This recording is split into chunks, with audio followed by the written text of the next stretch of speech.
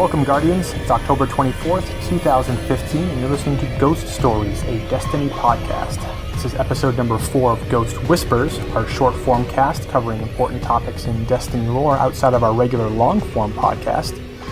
And in this episode, we're going to tie together last week's full Ghost Stories episode about the Hive and the Guardians' history with them and Eris, and this coming week's episode, which is, spoiler alert, about the Books of Sorrow. And there's only one real character that exists in the lore who's great enough to pull off such a thing, and that's my boy, Toland the Ascendant. So this Ghost Whisper will be about Toland, his history, his journal, and potentially the future experiences we will have with him. I'm Dropslash. I will be the fire team leader for this episode, and I am joined this week by Beta Chieftain. Yep, how's it going? All right, so I figured we break this down a little bit into 3 parts here. So we'll take a look at Toland the Shattered as we're sort of introduced to him. We'll take a look at his journal, and then we'll take a look at Toland as he appears to us now, or maybe appears is the wrong word there, but as he's been reaching out from beyond as he's known now, at least by me. So yeah, we talked about Toland quite a bit in the last episode. We found that he was not the best Sherpa for that raid. Or maybe he was the best. I mean, they made it all the way to the Death Singer, which, isn't an easy feat, but... Sure. So first Crota, and that was Ariana 3 and Eris, and they sort of turned to Toland because of his vast knowledge of the Hive. And do we know, Drop, where he gained that knowledge? I mean, I guess he says in the Grimoire that he gained it from the darkness, but do we know when or where or any things like that? I don't know that we do. And it's interesting because we come across characters like this quite a bit in the lore where they have this vast knowledge of a thing, and we have no idea how they gained such a knowledge of the thing. That's true. It's sort of like Deus Ex Machina. Oh, by the way, blank knows everything about blank. Yeah. And it's actually really interesting in Toland's case because when you start digging through the lore, you realize that, man, nobody knows as much about the Hive as Toland does. Not Eris, certainly not the Speaker. And you get a sense that not even the Hive themselves, they've been around for millennia, so who knows how they keep track of their own histories and stories. But Toland seems to know so much about even the very origins of the Hive that seem lost to even the Hive themselves. So it's he's sort of a fascinating figure, and he has this amazing sort of top-down view of this one particular species that we encounter so often. Right, and that's why, he's known as the Shattered, which was a nickname that probably came from everyone thinking he'd gone mad. But in reality, when you really look into what Toland's saying and how he feels about things, I think it's less that he's gone mad and more that he has this respect, but he's also kind of terrified of the Hive. Yeah. And it really comes from just, this very unique perspective he has on really understanding where they came from and what they are and what they represent. Yeah, it seems like it's one of those sort of like existential dread things where you learn more and more about this horror, and then you realize like the minusculity of your own existence in the face of this giant thing. And then you start to like slowly go mad. Not because you're being driven insane, but because it's this overwhelming, like crushing fear because you have this knowledge of this thing. It's all very sort of a... And it's so hard to explain to anyone else. Yes. This same knowledge, and so you go mad trying to explain it because it's just so vast. And he mentions that a few times in the Grimoire entries where he's like, how can I explain this to you so that you'll understand it? Like, it's so obvious and so simple, but you won't understand it and I can't explain it to you. So that's got to be incredibly frustrating for somebody like Toland. And we know that besides being incredibly knowledgeable and intelligent, he also seems to have been one of the most powerful warlocks that we've ever really encountered. Yeah, it's interesting here too. There's 2 quests for warlocks here. It's called Complete the Path, one for Sunsinger and one for Voidwalker. And when you complete them both, you have 2 quotes, one for each. Both are from Toland, or from his journal. And it very much seems like Toland had mastered both the Sunsinger path and the Voidwalker path, which seems to be a pretty unique feat. It seems like a lot of the characters that we're introduced to in Destiny have a very particular class that they're associated with, and our player character is unique, that they can shift between those different subclasses. But it seems like Toland was very easily able to do that. Right, because if you go back, Saint 14, Defender Titan, Wei Ning was a Striker Titan, Ariana 3 was a Sunsinger. Practice Sunsinger Warlock. But it's always very specific to a very specific class. There's references to Shax being one of the greatest Striker Titans ever. But now we have sort of Toland existing, sort of being able to walk both those paths, which is super unique for him. And also, and it's a good example of how we get these hints. I've always wondered about, there's this quote from the speaker at the very beginning where he says there was a time when we were once much more powerful. Right. And I always found that line confusing because we are, as the Guardian character, we are ridiculously powerful. It's like, who, really? There was a time when how did you wipe to Crota when we can solo him walking backwards and never get hit once? Like, how are you more powerful? How did you lose?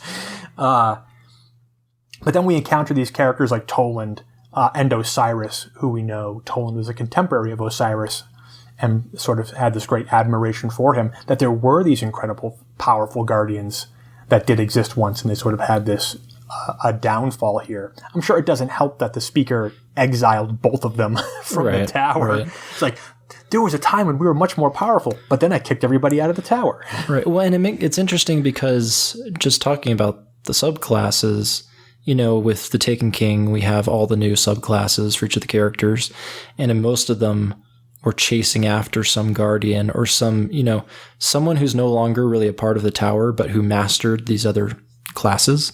Yes. And they're generally older, and so in that sense, it does seem like a while ago, the early days of the city after the collapse, there were these guardians that had these new abilities that we're just learning now, but then there's this time when we lose them all, we get brought back by our ghost, and the story begins, and then we're just barely now kind of rediscovering these old powerful techniques. It's interesting too, because I have one of each character, so I played through all 3 of those subclass quests, and it very much seems that the Night Stalker Hunter, they seem like they've always been around. They've just been kept in the extreme DL. They're like the ninja spies. Right. And Cade sort of talks about how they're rare to begin with, and it's super important that these Night Stalker hunters that we don't lose them. I think that quest is a Ranger Lost and a Ranger Found. It talks about the Night Stalker Tevis, right?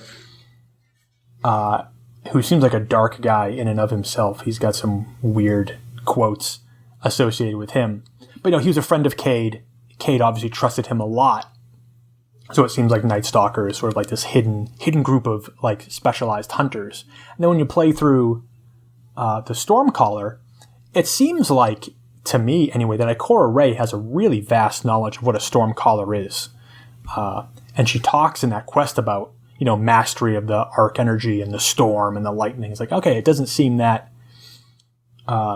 unusual. She has a knowledge there. It doesn't seem like Stormcaller is a particularly hidden thing. Maybe we just hadn't encountered that up until this point. And then we know that the Sunbreakers are like a like a rogue group of titans. Yeah, they left the city behind. Yeah. So maybe because everyone who was powerful kept getting exiled and they were sick of it. Well, I mean, with that whole thing taking place in the Calora Spires on Mercury and, that close association there with Osiris and who knows, right. maybe they're like they might have followed him. Yeah. And we know that Osiris had followers where Toland did not. Toland kept very much to himself, was a very solitary character. He left the journal behind for anybody who could read it to read it, but he didn't. There wasn't a following around him like there was Osiris. Right. And we know that he and Osiris sort of collaborated a bit, or they must have. We know that from the mission The Shrine of Oryx. Sort of that famous quote about... It's interesting because from the Cryptarch, he mentions Oryx, and from the Shrine of Oryx, obviously we learn about Oryx, but in both those cases, it's Osiris that's actually teaching us about Oryx, not Toland. So clearly they collaborated a bit, and Osiris had a lot of knowledge that Toland most likely passed on to him. Yes. And then we know also from reading grimoire entries that Toland wants to reach out to Osiris. Toland makes mention of sort of like quoting, not a direct quote, but like keeping an eye on folks in the tower, popping into the tower and sort of like teasing them a bit. But he has a genuine interest in reaching out to Osiris, sort of like as an old friend and contemporary, and being like, hey, I got to this amazing place. There's things you need to know and things you need to see. Toland's just so amazing because we learn he's also a gunsmith. And it's from his gun, the bad juju that he made, that we first learn about the Books of Sorrow in the earlier base game. Yes. So it very much seems like that bad juju was this sort of attempt by Toland to create a weapon of sorrow. And we know the weapons of sorrow are sort of these sort of weapons that have been infused with this dark power. Thorn is one of them. Necrochasm is one of them. And it very much seems like in his obsessions, we know Toland created an auto rifle prior to Bad Juju called Shadow Price, which I still have an original of in my vault because I love everything Toland. And it seems like as you learn more and more about sort of the Books of Sorrow and the magic of the Hive, he's like, maybe I'm going to try and make one of these things. And that's where we get Bad Juju. And of all the weapons, I mean, Thorn is pretty notorious for what it is, but Bad Juju seems more like a weapon of sorrow than Necrochasm ever was. So he did a pretty good job on that one. Also, Bad Juju persisting into year 2 because it is an amazing, amazing weapon. Yes, it is. And so moving forward, just I guess we know that he, in terms of the knowledge and how he knew about the Books of Sorrow, and what we'll talk about on episode 4 of our main podcast with the Books of Sorrow, is Toland knew about the worms. He didn't necessarily know quite the significance between them and the Hive, it seems, but he knows their names. Yeah, so he knew 4 out of the 5 names, and he knows that those words are repeated as part of the death song. So if anybody out there has the soundtrack to The Taken King, the Death Singer's song is one of the tracks on that soundtrack, and you can hear the names of those gods repeated in that death song. Toland knew that. He knew that song, and he knew there was more to it. So he knew how important that was. He knew that there were secrets hidden within that power, and he wanted it. He wanted to know. I think that part of that curiosity is what it drove him. And I'm sure when he was presented by Ariana 3 for a chance to go down there, he jumped at that opportunity. Right, because we know that he knew about the Death Singer's song before he ever went into the pit. Yes. And so that was really... Killing Crota was much less important to him than learning the Death Singer's song. And it's slightly out of order. We can come back to this, I mean, the song was so important to him because that's where he transitions from Toland the Shattered to Toland the Ascended. Yes. Because he does die, but then he's redefined and he discovers this new ascended state. Yeah. And he even mentioned, I think it's in Ghost Fragment Hive 4, where he talks about the names of the worm gods. And he says, beings the hive perhaps owe their very existence to. And that is true. But that knowledge is millennia old. Like that must be one of the greatest hidden secrets of the hive, is their origin story. And Toland had discerned it. Toland had discerned that before he ever even went down there. Again, where he got this knowledge, I do not know. Right, and this is pure speculation, but we know he said he talked to the darkness. And whether, but it's interesting, did he commune with the darkness through a worm larva? Did he commune with it? We don't know what happened to Oryx's sisters. It's just, and it's all speculation and we don't know, but it is really interesting to think about who told him about the Books of Sorrow and all this ancient knowledge, because it had to have been someone ancient. Yeah, but this is one of those areas where I relate to Toland a bit, where he has devoted himself to diving deep and uncovering this hidden lore and hidden knowledge about a thing because he wants to know about it so badly and he's so passionate about it. And we kind of do the same thing. Right. And then the most important artifact we have now from Toland is his journal, in that we know that he recorded all this information. He was smart. He recorded it all in a journal. And we know that journal, or at least a copy of it, passed into Eris' hands when she was stranded on the moon. This is one of Toland's, one of the things that differentiates Toland, I think, from so many other characters that we encounter in the lore. Toland documented everything, and then he made that available. Like, he never hid himself like Osiris does.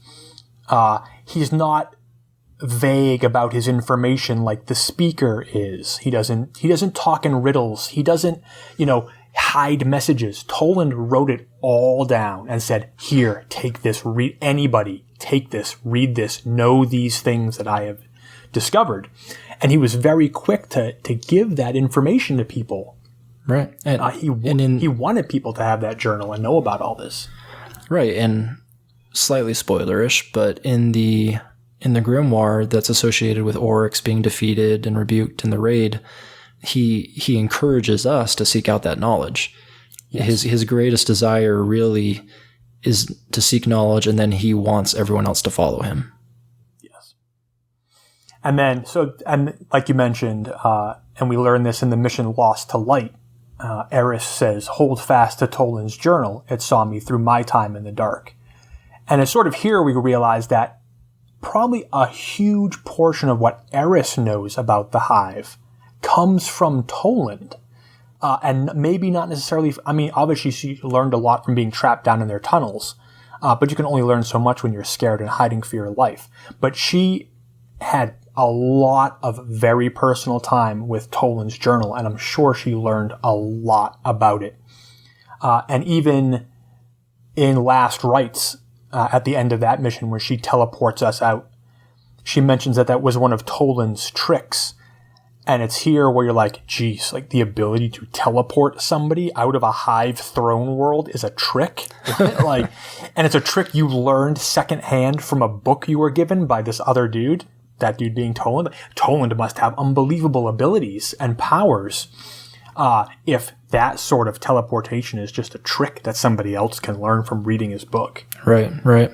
And speaking of tricks, and we can come back to this in episode 4, there's been theories, and these are only theories, that in the Taken King, the spark of light that we so often see in the first mission on Mars and in the raid even, that the spark of light may be Toland, or it may be one of Toland's tricks. This is one of my favorite theories in the game right now, just because it's backed by a bunch of information. And when you start looking into it really, I started realizing it when I was talking to somebody about being torn between dimensions at the end of the raid, where that ability is not particularly attributed to the Death Singers or to Oryx himself. That being torn between dimensions is the exact state that Toland exists in right now. And then once you start thinking about it that way, and then So and the fact that why would Oryx lead us, to get the very relics and things that would kill him? Yeah, it just makes no sense. And that's the big part, the Death Singer part, where it's like, oh, so you're providing us this relic, which is the means to destroy you by tearing us between. No, I mean, to me, that is Toland. We know that Toland loves to observe Guardians fighting the Hive. He did the same thing when he took the first Crotafire team down there. He observed how they died against the Hive. And now he's observing us, and he's out there. He can't manifest directly to us, although he is sending us messages somehow.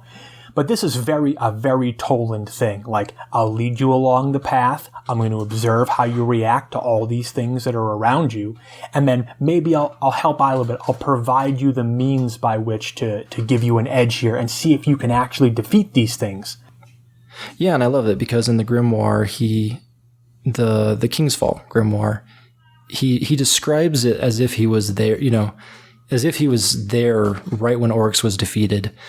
Because he talks about, why are you leaving this vacancy? Like, why are you leaving? Where are you going? And it's like, clearly he was there observing the whole thing. And so it really seems to fit that he may have been the one helping us defeat Oryx and these other enemies. And he seems invested in those grimoire entries there at the end. He seems invested in it. Like, where are you going? Like, I did all these things right, he's for like, you. Don't you just realize, like, how I guided you, how I just helped you, and now you're just walking away? So I'm personally a huge fan of that theory. But that brings us to sort of where he is now. That brings us to Toland the Ascendant, this sort of version of Toland as he exists now, after sort of, essentially dying after hearing Ur-Yut's death song, but then being able to redefine himself and sort of perpetuate beyond just the simple matter of death. He mentions this in the grimoire, and he also mentions this during that Last Rites mission. Not Last Rites, I'm sorry. During Lost to Light, where he's like, we've been looking at death the wrong way. We've squandered. Like, if death is a gift, we're looking at it as the end, but the Hive know that it's not. It's like one more step. Right, and this is something that I will go into a lot on the Books of Sorrow episode, and I hope it makes sense. It's kind of the sword logic, and it has a lot to do with this, and so everyone listening, stay tuned for episode 4. I will cover it and attempt to make sense of it for you. Yeah. And Toland has a great quote in that from his journal, which says, it's been said that which does not kill me makes me stronger, but what does that mean in the face of immortality? Okay, so yeah, and in the show notes here, just as a kind of an ending thing, you have a note here that Toland, as amazing as he is, bears a lot of similarities to something else or someone else from a book.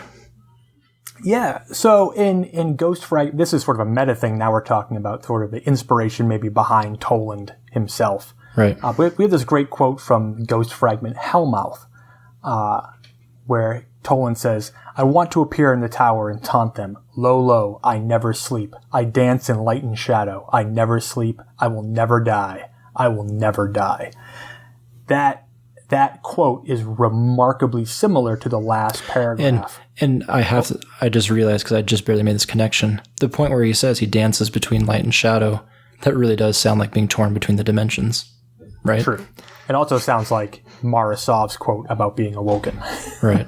Okay. Anyway, please continue. But that quote is remarkably similar to the last paragraph of a 1985 book called Blood Meridian by Cormac McCarthy, which is an amazing, amazing book. But the last paragraph in that book, there's this great line that says, his feet are light and nimble, and he never sleeps. He says that he will never die. He dances in light and in shadow, and he is a great favorite. He never sleeps, the judge. He's dancing, dancing. He says that he will never die. And as if you're familiar with the book, Blood Meridian, there's a lot more like sort of interesting references from that book that show up in sort of Toland and the Hive storyline.